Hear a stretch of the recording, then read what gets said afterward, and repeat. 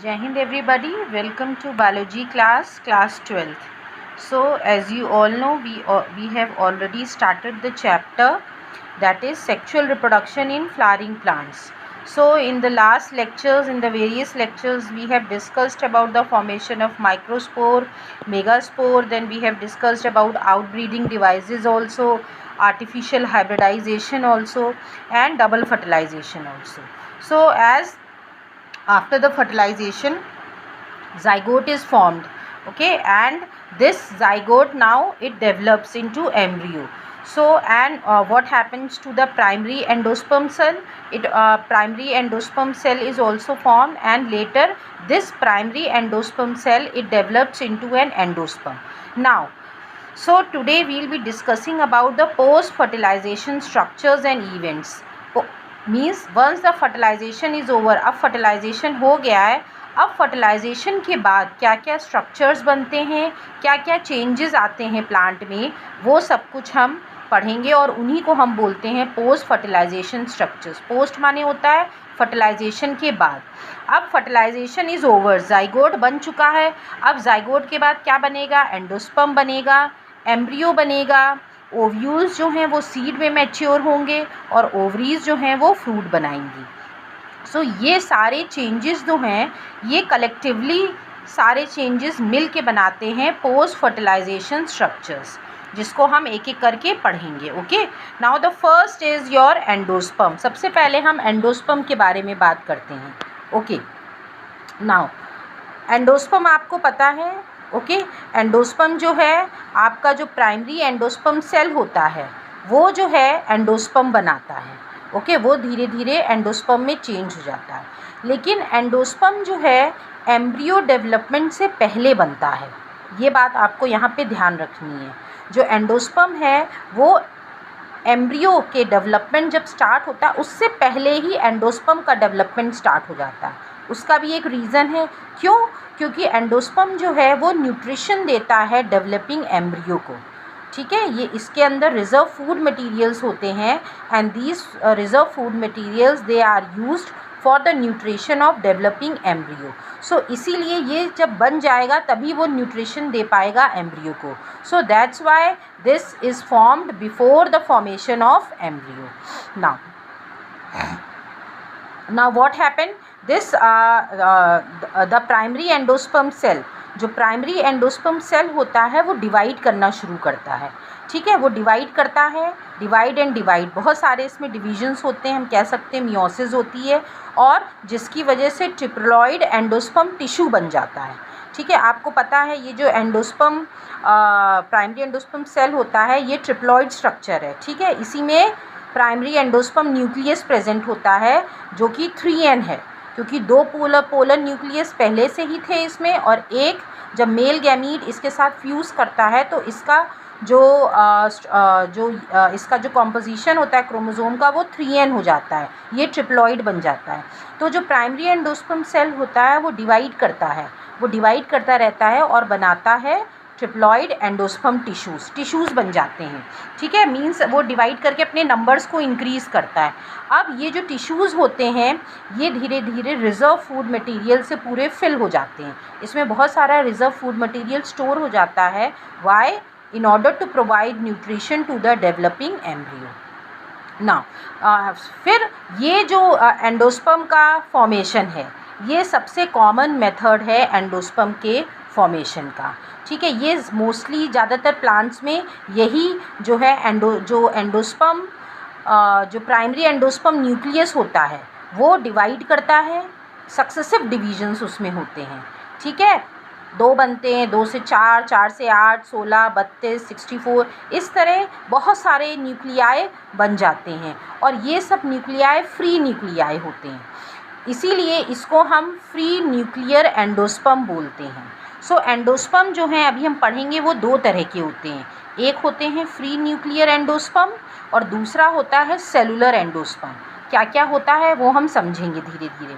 Okay, सो ये जो nucleus होता है प्राइमरी एंडोस्पर्म सेल के अंदर, जो प्राइमरी एंडोस्पर्म न्यूक्लियस होता है उसमें बहुत सारे डिविजन्स होते हैं, डिवाइड एंड रीडिवाइड, जिससे बहुत सारे न्यूक्लियाई बन जाते हैं.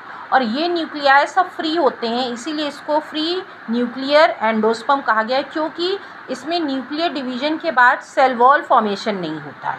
ठीक है, ये न्यूक्लियाई ऐसे ही फ्री पड़े रहते हैं। Okay, and form a free nuclear endosperm. Okay, you all have drink coconut milk. सबने कोकोनट के अंदर जो पानी होता है उसको पिया है। ठीक है, जो जब कोकोनट यंग होता है, मैच्योर नहीं हम बोलेंगे, तो उसके अंदर पानी भरा रहता है, नारियल का पानी। You all must have drink. तो ये क्या है, ये पानी जो है जो हम पीते हैं, ये कुछ नहीं है, ये जो यही फ्री न्यूक्लियस हैं, ये अभी फ्री न्यूक्लियस हैं जो कि इसी में घूम रहे हैं और हम यही पीते हैं। That is what we drink, that is what is present in the coconut. Okay, so the number of these free nuclei formed.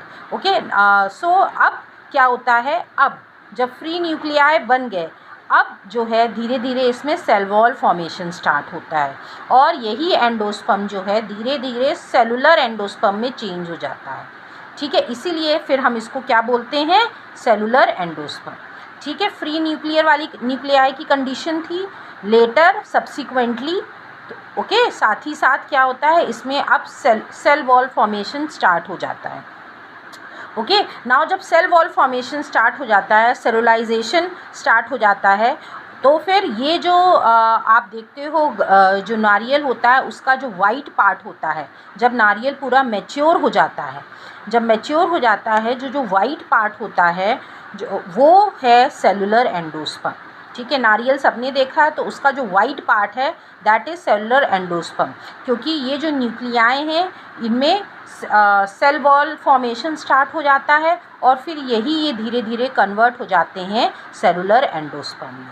So this is the example of coconut, you all have seen. Okay, everybody has seen. Now what happen, अब ये जो endosperm है, now this endosperm जो है it either be completely consumed by the developing embryo. इसमें दो conditions होती हैं। अब ये एंडोस्पर्म तो बन गया, अब ये एंडोस्पर्म जो है या तो जो भी एम्ब्रियो इसके अंदर डेवलप हो रहा है या तो वो पूरा इस एंडोस्पर्म को यूज़ कर लेता है, क्योंकि एंडोस्पर्म न्यूट्रिशन प्रोवाइड करता है एम्ब्रियो को, या तो वो पूरा यूज़ कर लेगा। एग्जाम्पल में हम देख सकते हैं पी, ग्राउंडनट, ये कुछ बीन्स, ये कुछ एग्जाम्पल हैं जिनमें पूरा एंडोस्पर्म जो है यूटिलाइज हो जाता है एम्ब्रियो फॉर्मेशन के लिए। ठीक है, अब कुछ में क्या होता है, कुछ में होता है कि it may be persist in the maturity, लेकिन कुछ सीड्स में ये हमें परसिस्ट भी करता है। मींस एंडोस्पर्म जो है पूरी तरह कंज्यूम नहीं होता है कुछ सीड में इसके कुछ पार्ट प्रेजेंट भी होता है। जैसे एग्जाम्पल के लिए हम कह सकते हैं कैस्टर और कोकोनट में। कोकोनट तो वी हैव ऑलरेडी डिस्कस, उसमें आपने देखा एंडोस्पर्म। ठीक है, हम खाते हैं उसको, सो उसमें परसिस्ट करता है। Castor is another example. So now this is how the formation of endosperm occur. Okay, और ये जो इसमें जो जिन सीड्स में ये परसिस्ट करता है वो फिर यूज़ हो जाता है जब हम सीड को सो करते हैं। सो ड्यूरिंग जर्मिनेशन फिर वो एंडोस्पर्म, बचा हुआ एंडोस्पर्म जो है वो यूटिलाइज हो जाता है। So this is about the formation of endosperm, how endosperm formation occur. Now next we will be discussing about the embryo. अब हम एम्ब्रियो के बारे में पढ़ेंगे। ओके, कि एम्ब्रियो कैसे डेवलप करता है। Now as you all know कि जो माइक्रोपाइलर एंड होता है वहाँ पे ऑलरेडी एग सेल के साथ फ्यूज़ करके आपका ये डिप्लॉइड सेल बनता है। ठीक है, जो माइक्रोपाइलर एंड होता है उसमें 3 सेल्स प्रेजेंट थे, अगर आपको याद हो। 2 सिनर्जिस्ट होते हैं साइड में और बीच में होता है एग सेल, जो कि फ्यूज़ कर जाता है एक मेल गैमीट के साथ और जाइगोट बनाता है। Now this embryo it develops at the micropylar end of the embryo sac. Embryo sac के माइक्रोपाइलर एंड में अब एम्ब्रियो का डेवलपमेंट स्टार्ट हो जाता है। जाइगोट जो है वो एम्ब्रियो में चेंज होने लगता है। ओके, क्योंकि जाइगोट वहीं पे ही जाइगोट बनता है, माइक्रोपाइलर एंड पे ही। तो अब ये धीरे धीरे एम्ब्रियो में चेंज होने लगता है। नाउ ये जो एम्ब्रियो का फॉर्मेशन है, जब कुछ पार्ट एंडोस्पर्म का डेवलप हो जाता है, तभी एम्ब्रियो का भी फॉर्मेशन स्टार्ट हो जाता है, ठीक है, ताकि उसको न्यूट्रिशन भी मिलता रहे। तो ये एक एडेप्टेशन है जो कि ये प्रोवाइड करता है, ये एश्योर करता है कि जो भी डेवलपिंग एम्ब्रियो है उसको न्यूट्रिशन मिलना चाहिए। सो that's why the endosperm is formed before, it's the endosperm formation starts before. Okay, now अब क्या होता है, ये जो एम्ब्रियो का डेवलपमेंट होता है ये जो है सीड टू सीड वेरी करता है, सीड टू सीड वेरी करता है कि कब किस में हो रहा है। लेकिन जो अर्ली स्टेजेस होते हैं, जो स्टार्टिंग के स्टेजेस होते हैं एम्ब्रियो डेवलपमेंट के, वो सिमिलर होते हैं दोनों टाइप्स के सीड में, क्योंकि दो तरह की सीड्स होते हैं, मोनोकॉट्स, मोनोकॉटिलिडन्स एंड डाइकॉट। दो तरह के इसलिए एम्ब्रियो भी होते हैं, दो तरह के प्लांट्स होते हैं। एक होता है मोनोकॉट, क्योंकि एंजियोस्पर्म को दो कैटेगरी में डिवाइड किया है, मोनोकॉट एंड डाइकॉट, इसलिए इसमें दो तरह के एम्ब्रियो फॉर्मेशन भी होंगे। लेकिन जो स्टार्टिंग की जो स्टेजेस होती हैं एम्ब्रियो डेवलपमेंट की, वो दोनों में ही सेम होती हैं, ठीक है। क्या होता है कि एम्ब्रियो जो है वो डिवाइड करता है, डिवाइड करके प्रो एम्ब्रियो बनाता है, फिर धीरे धीरे वो ग्लोब्यूल लाइक हो जाता है, फिर हार्ट शेप लाइक हो जाता है, और फिर वो मैच्योर बन जाता है, मैच्योर एम्ब्रियो। तो इतने जो स्टेजेस होते हैं, इतने इवेंट्स दोनों मोनोकॉट और डाइकॉट में सेम होते हैं। As you can see in the figure the formation of embryo, now how it occurs, now you can see, okay, this is the zygote, this is the zygote. Now zygote divides, इसमें reduction division होता है, 2 sales में divide होता है, फिर 4 में, फिर 8 में, जिसको हम 2 न्यूक्लिएट, 4 न्यूक्लिएट, 8 न्यूक्लिएट स्टेज बोलते हैं। फाइनली ये ग्लोब्यूल लाइक स्ट्रक्चर बना देता है, और इसके बाद ये जो है इसमें डिफ्रेंसिएशन स्टार्ट हो जाता है, इसलिए ये हार्ट शेप स्ट्रक्चर बन जाता है, और उसके बाद ये कंटिन्यू रहता है, और इसमें धीरे धीरे रेडिकल्स, प्लेम्यूल और कॉटिलिडन डिफ्रेंशिएट होने लगते हैं। You can see how the division of zygote occur in order to form the embryo. Okay, so this how it takes place. Okay, so now coming back to, okay, so क्या होता है, जो early stages हैं वो दोनों में same होती हैं, मोनोकॉट में भी डाइकॉट में भी। अब डाइकॉट में हम पढ़ते हैं उसके बाद क्या होता है। ओके, नाउ डाइकॉट में जो है 3 चीज़ें होती हैं। ओके, एक तो आपका डाइकॉट में पहली बात तो 2 कॉटिलिडन्स होते हैं, 2 कॉटिलिडन्स होते हैं, और एम्ब्रियो एक्सिस होती है। ये 2 चीज़ें प्रेजेंट होती हैं डाइकॉट एम्ब्रियो में, एम्ब्रियो एक्सिस और 2 कॉटिलिडन। अब जो एम्ब्रियो एक्सिस होती है उसके ऊपर के लेवल की बात करें, ऊपर का पोर्शन जो है वो कहलाता है, कॉटिलिडन के ऊपर का पोर्शन कहलाता है एपिकोटाइल, एपिकोटाइल जो कि फाइनली प्लेम्यूल बनाता है, या हम कह सकते हैं स्टेम बनाता है। और जो सिलेंड्रिकल पोर्शन नीचे का पोर्शन होता है कॉटिलिडन का, उसको हम बोलते हैं हाइपोकोटाइल, जो कि लोअर एंड या तो हम रेडिकल कह सकते हैं या रूट टिप बनाता है। और ये रूट टिप्स जो होती हैं वो कवर्ड होती हैं किससे, रूट कैप से। Okay, now you can see in the figure how a dicot embryo looks. This is a diagram of dicot embryo. Okay, now these 2 are the cotyledons, ये 2 cotyledons हैं। ये डेवलपिंग प्लेम्यूल है, ये plumule develop हो रहा है, ये hypocotyl है जिससे प्लेम्यूल डेवलप होगा। ओके, सॉरी, ये हाइपोकोटाइल है जिससे रेडिकल डेवलप होगा, और रेडिकल कवर रहेगा रूट कैप से, और यहाँ पे एपिकोटाइल होगा जिससे प्लेम्यूल डेवलप होगा। सो this is the how a dicot embryo looks, this is the diagram of dicot embryo. Okay, so this is about the dicot embryo, किस तरह डाइकॉट एम्ब्रियो बनता है। नाउ नेक्स्ट हम आते हैं मोनोकॉट एम्ब्रियो में। Now जो मोनोकॉट्स होते हैं, सबसे पहली बात इसमें एक कॉटिलिडन होता है, एज द नेम सजेस्ट, एक कॉटिलिडन होता है, ठीक है। और ग्रास की जो फैमिली होती है उसमें इस कॉटिलिडन को हम स्क्यूटेलम भी बोलते हैं, स्क्यूटेलम। ओके, इस कॉटिलिडन को हम ग्रास की फैमिली में स्क्यूटेलम बोलते हैं। और ये जो आपका कॉटिलिडन होता है वो लेटरल साइड, इसमें भी एम्ब्रियो एक्सिस होती है, और एम्ब्रियो के लेटरल साइड में प्रेजेंट होता है। जैसे आपने देखा होगा, अगर हम बात करें मोनोकॉट्स की, तो भुट्टा सबने देखा होगा, कॉर्न में सिर्फ एक ही कॉटिलिडन होता है, ठीक है। तो उसी के लेटरल साइड में एम्ब्रियो एक्सिस होती है। नाउ व्हाट हैपन, अब ये जो एम्ब्रियो एक्सिस है at the lower and of the embryo axis, जो एम्ब्रियो एक्सिस का लोअर एंड होता है उसमें जो है रेडिकल प्रेजेंट होता है लोअर एंड में, और अगेन रूट कैप प्रेजेंट होगी। और ये जो रेडिकल और रूट कैप है ये दोनों ही एक अनडिफ्रेंशिएटेड शीट होती है, शीट लाइक स्ट्रक्चर होता है, ठीक है, एक कवर होता है जो कि अनडिफ्रेंशिएटेड सेल से बना होता है, उससे ये रूट रेडिकल और रूट कैप जो है प्रोटेक्ट रहते हैं, और उस अनडिफ्रेंशिएटेड शीट को हम बोलते हैं कोलियोराइजा, इसको हम बोलते हैं coleorhiza. This is the undifferentiated sheet which is known as coleorhiza.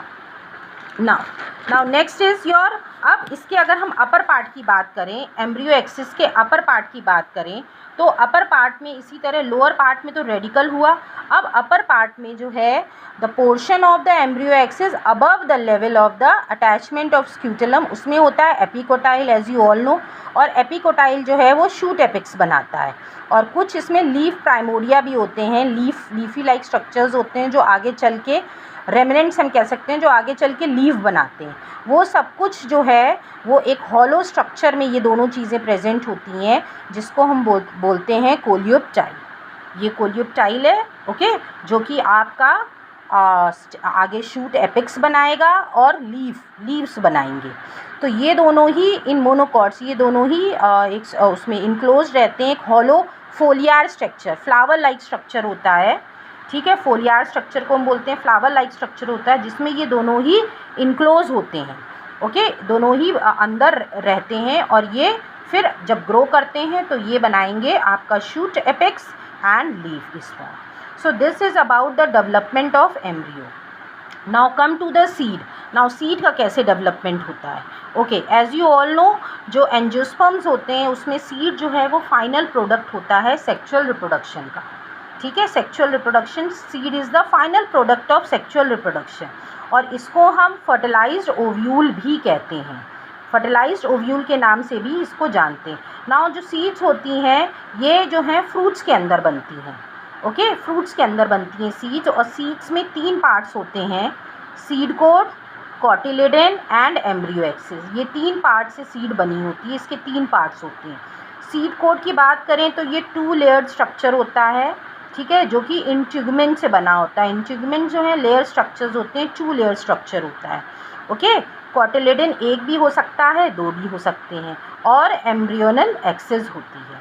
सो ये मिला के तीनों जो हैं सीड बनते हैं। ना जो कॉटिलेडन्स होते हैं उनका एम्ब्रियो जो है it has a simple structure, okay, और ये जनरली थिक होता है और स्वेलन होता है, फूला हुआ होता है, ये स्वेलन फूला हुआ होता है due to the storage of food reserves, food reserve material इसमें स्टोर रहता है, जैसे लेग्यूम्स होते हैं हमारे लेग्यूमिनस फैमिली के जो प्लांट्स हैं, उसमें क्या होता है कि आप देखेंगे जो कॉटिलेडन होता है वो जो है वो थिक होता है और स्वेलन होता है, क्योंकि उसमें फूड स्टोर्स होते हैं, ओके।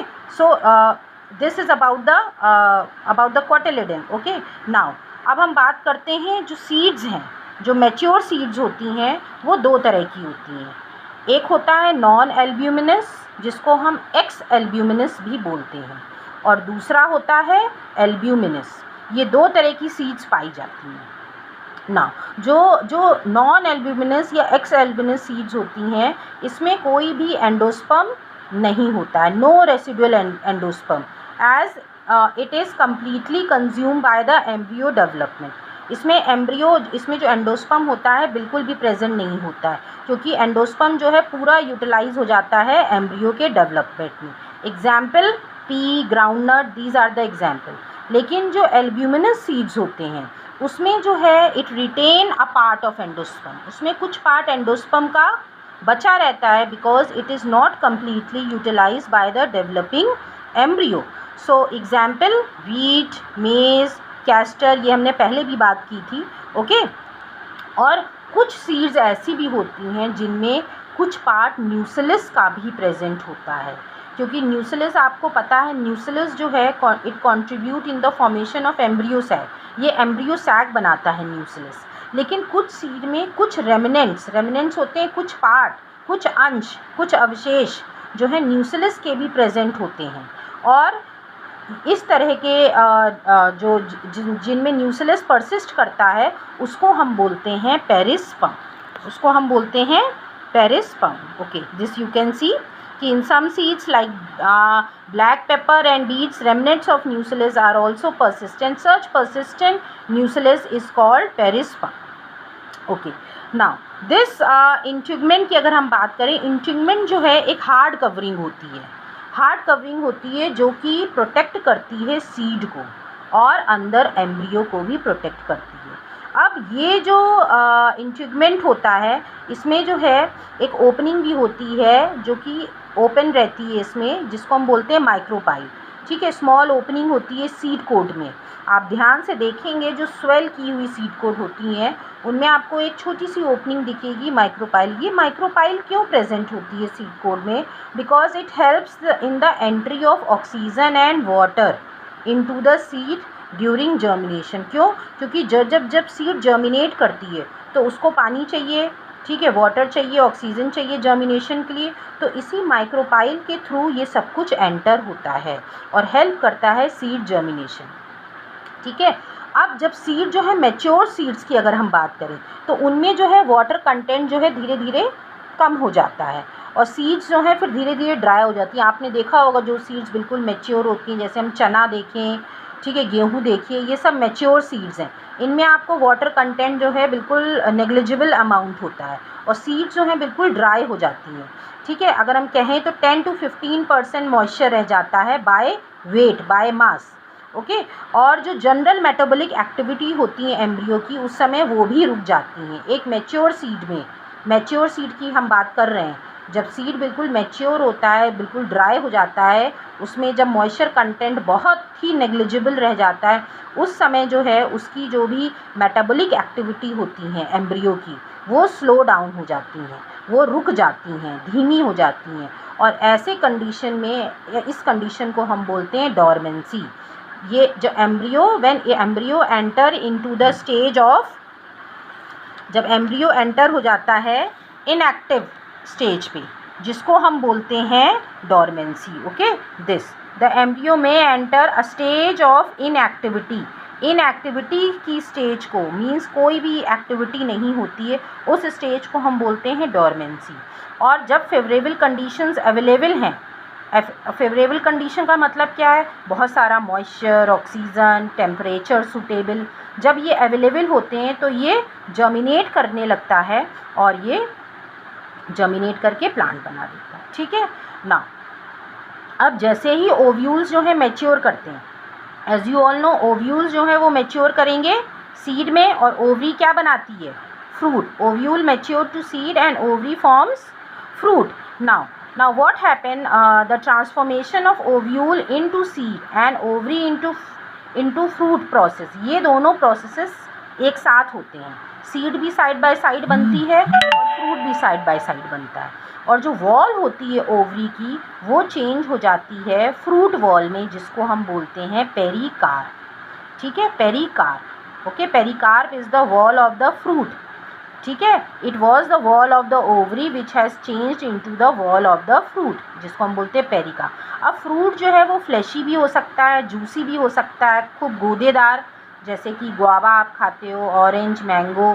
ठीक है, और ड्राई भी हो सकता है जैसे ग्राउंडनट, मस्टर्ड, दोनों ही तरह के फ्रूट्स प्रेजेंट होते हैं। अब कुछ फ्रूट्स जो हैं like they have evolved mechanism for dispersal of seeds. कुछ जो फ्रूट्स होते हैं वो उनके अंदर सीड डिस्पर्जल की भी मैकेनिज्म होती है कि आपने फ्रूट खाया और उसके सीड्स जो हैं, जहाँ भी उसके सीड्स फेंक दिए वहाँ पे ग्रो करने लगता है। Okay, now next thing let's study. Now कुछ फ्रूट्स होती हैं in most of the plant, I will say कुछ प्लांट्स में by the time the fruit formation develops. Okay, जब फ्रूट फॉर्मेशन स्टार्ट हो जाता है तो अगर फ्रूट जो है वो ओवरी से डेवलप हो रहा है, ठीक है, तो ओवरी से अगर पूरा कंट्रीब्यूट करती है तब वो ट्रू फ्रूट कहलाता है। लेकिन कुछ फ्रूट्स में थैलेमस भी कंट्रीब्यूट करता है, अगर थैलेमस भी फ्रूट फॉर्मेशन में हेल्प कर रहा है तो वो फॉल्स फ्रूट कहलाते हैं। और ट्रू फ्रूट में क्या होता है? सिर्फ ओवरी ही जो है फ्रूट में चेंज होती है। अब जब फ्रूट डेवलप करता है तो उस समय जो बाकी फ्लोरल पार्ट्स होते हैं, जैसे कि आपके सेपल्स, पेटल्स, ठीक है। ये सब जो फ्लोरल पार्ट्स होते हैं बाकी ये सब डीजनरेट हो जाते हैं और फॉल कर जाते हैं, ठीक है। So now so this is about the formation of seed, okay, this is completed. Now कुछ स्पीशीज़ होती हैं जिसमें फ्रूट्स जो हैं, एज यू ऑल नो कि fruits are the result of fertilization, sexual reproduction का ही रिज़ल्ट होता है फ्रूट, ठीक है, फर्टिलाइजेशन के बाद बनता है। लेकिन कुछ स्पीशीज़ में फ्रूट्स जो हैं डेवलप हो जाते हैं विदाउट फर्टिलाइजेशन, बिना फर्टिलाइजेशन के ही डेवलप हो जाते हैं। ऐसे फ्रूट्स को हम बोलते हैं पार्थिनोकार्पिक फ्रूट्स, और banana is the best example of such type of fruit, ठीक है। सो पार्थिनोकार्पिक फ्रूट्स क्या होते हैं? The fruits which are develop without the fertilization. और पार्थिनोकार्पी जो होती है इसको हम आर्टिफिशियली भी इंड्यूस कर सकते हैं by the application of growth hormone. Growth hormones जो होते हैं उनके एप्लीकेशन से हम ये फ्रूट्स को डेवलप कर सकते हैं, और ये फ्रूट्स जो बनते हैं वो सीडलेस फ्रूट्स होते हैं, ठीक है। ये सीडलेस फ्रूट्स होते हैं, इनमें सीड्स नहीं पाए जाते।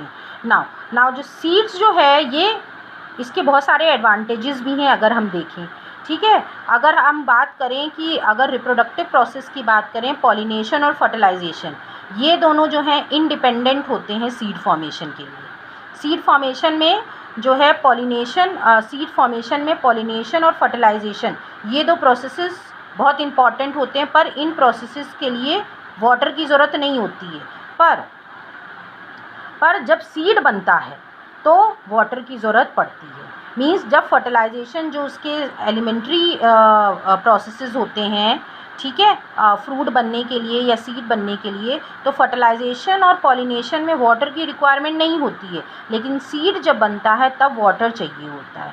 और जो सीड्स होते हैं ये जो हैं they have adaptive strategies for dispersal. Means seeds के अंदर अलग अलग अडेप्टिव फीचर्स होते हैं डिस्पर्सल के लिए। मींस कुछ सीड्स होते हैं डिस्पर्स होने के बाद बहुत दिन तक ज़िंदा रहते हैं, कुछ ही टाइम तक रहते हैं, कुछ महीनों तक रहते हैं और कुछ सालों तक रहते हैं। और ये हेल्प करता है कि स्पीशीज़ को डिस्ट्रीब्यूट करने में ऑल ओवर द वर्ल्ड। तो इसीलिए सीड डिस्पर्सल भी जो है बहुत इम्पॉर्टेंट क्राइटेरिया है आपके प्लांट में, ओके। अगर सीड डिस्पर्सल नहीं होगा अच्छे से, so what will happen, the seeds जो सीड्स हैं वो एक ही जगह कॉन्सेंट्रेट होके रह जाएंगी, ओके। सो दिस जो है ये जो सीड्स हैं इनके अंदर एडेप्टिव फीचर्स होते हैं सर्वाइवल के लिए, ओके। और सीड्स जो हैं they are the basis of our agriculture. As you all know agriculture के बेसिस होते हैं, और जो अगर सीड्स नहीं होंगे there will be no agriculture. और जो मैच्योर सीड्स होते हैं उनमें जो मेन चीज़ होता है दैट इज़ डिहाइड्रेशन और डोरमेंसी की कंडीशन होनी चाहिए, क्योंकि हम सीड्स को स्टोर करके रखते हैं बहुत सालों तक सीड्स को, या काफ़ी दिनों तक स्टोर करते हैं। इसके लिए सीड को पूरी तरह ड्राई होना बहुत ज़रूरी है। और जब वो ड्राई होंगे, डिहाइड्रेशन उनमें होगा, तो ऑब्वियसली जो इनएक्टिव फॉर्म में एम्ब्रियो भी प्रेजेंट होगा डॉर्मेंट कंडीशन में। और जैसे ही हम उनको शो करेंगे, फेवरेबल कंडीशंस जैसे ही उनको मिलेंगी, पानी, देन न्यूट्रिएंट, देन हवा and everything they will get, they will break the dormancy period and they will start the growth. So this is all about the post fertilization structures and event which take place in plants. Now the last topic is left, that is apomixis and polyembryony.